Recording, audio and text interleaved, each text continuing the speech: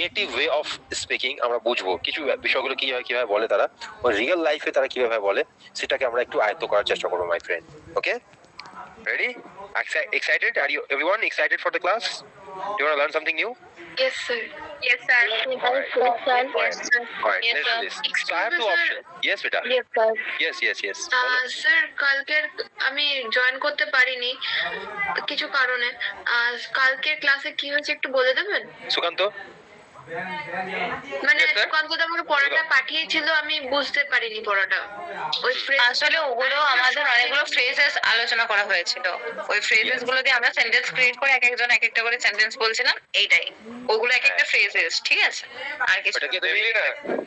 Hello, তোমাকে যে ডেটাগুলো পাঠিয়েছি, লেখাগুলো, সেগুলো হচ্ছে ফ্রেজ, ঠিক আছে? এবার ওই ফ্রেজ কটাকে ইউজ করে আমরা সেন্টেন্স তৈরি করছিলাম, যেটা কাবেরী বললো, আর এক্সাম্পল টুকটাক দিচ্ছিলাম আমরা। ওকে হু কজ দ্য শর্টস? ধরো না, তোমার বাড়িতে কি সিদ্ধান্ত নেয়? তোমার বাড়িতে কি সিদ্ধান্ত নেয় বলো তো?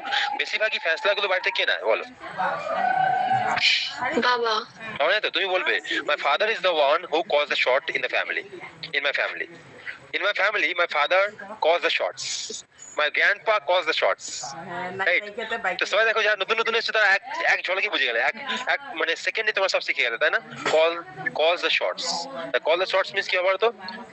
দায়িত্ব নেওয়া, আই মিন ডিসিশন নেওয়া। স্যার একবার থামাচ্ছি আপনাকে, স্যার। ইয়েস। বলছি তোমরা যারা মাইক্রোফোন অন করে কথা বলবো না, মেসেজ বক্সে